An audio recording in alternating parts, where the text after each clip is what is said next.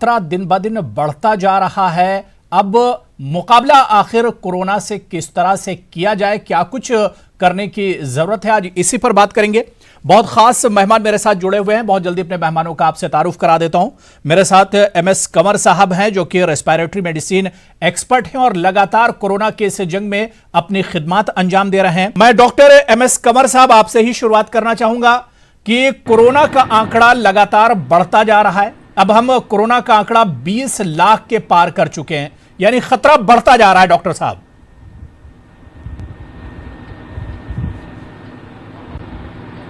जी बहुत ही अफसोस की बात है, लेकिन ये कुछ आंकड़े ऐसे हैं जो प्रिडिक्ट किए जा रहे थे। और जिस तरीके से ये बीमारी फैलती है और जिस तरीके से हमारी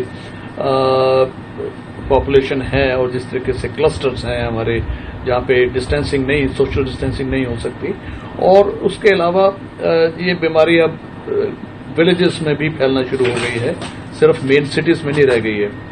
और उसके अलावा जो एक मेजर रीजन ये है वो कि लोगों में, जैसे आपने बताया, खौफ कम हो गया है। जिंदगी को नॉर्मल जीने की तमन्ना उठ गई है। जो इतने महीने स्ट्रेस किए हुए थे लोग, अब खुल के सामने आ गए हैं।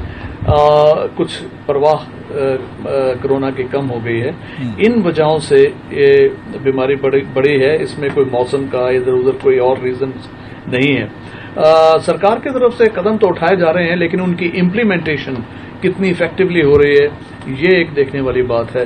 एंटीबॉडी टेस्ट भी और दूसरे PCR टेस्ट भी काफी ज्यादा तादाद में हो रहे हैं। मतलब कि इतने ज्यादा हो रहे हैं कि बहुत ही कम दुनिया में मुल्क हैं जो ये कह सकते हैं कि हमने एक दिन में इतने टेस्ट किए। लेकिन उसके बावजूद भी ये काबू से बाहर हो रही है। 40 से 50, 50 से 60, 62 हजार तक per day, which is a huge number. बहुत ही चिंता वाली बात, फिक्र वाली बात। कंवर साहब, डिबेट के शुरू में आपने एक चीज कही थी कि अब कोरोना वायरस जो है वो शहरों से गांव की तरफ बढ़ रहा है और ये बहुत डेंजर होने वाला है, ये अलार्मिंग है।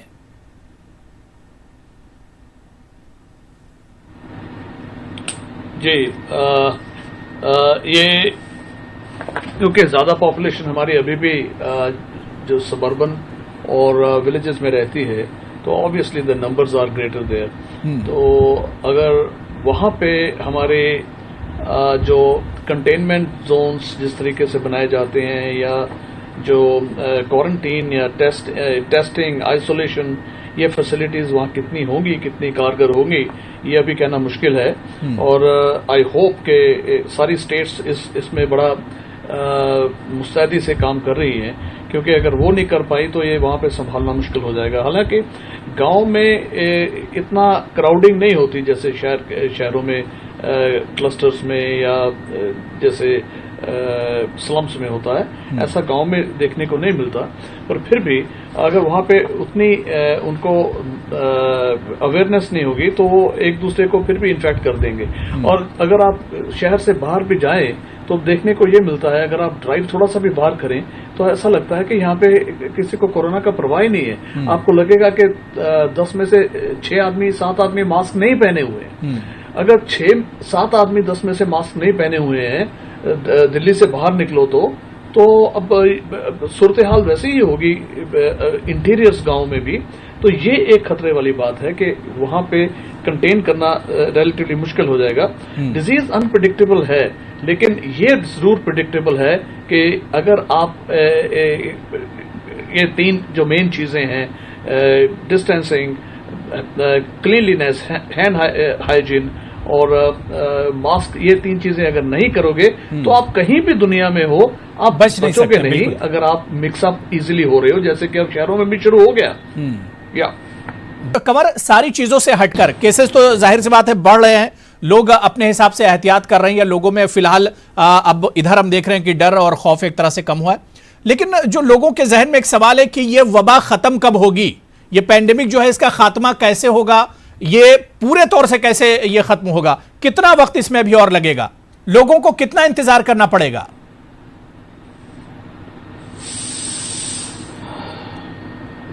उससे पहले मैं ये कहना चाहूंगा अभिभावक भाई कि लॉकडाउन बहुत जरूरी था, इस पे भी सवाल उठते रहते हैं, कई पैनलिस्ट इस पे बहस करते हैं कई बार।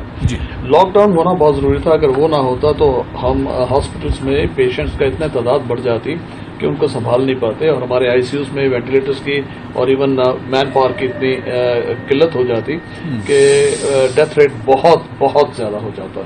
सो that was a necessary thing, उसके बारे में बहस नहीं करनी चाहिए। दूसरी, the other thing which we are very clear about is कि planning could have been better. Lockdown किया, एकदम से किया, probably it was not late, it was not too early, ठीक टाइम पे किया था।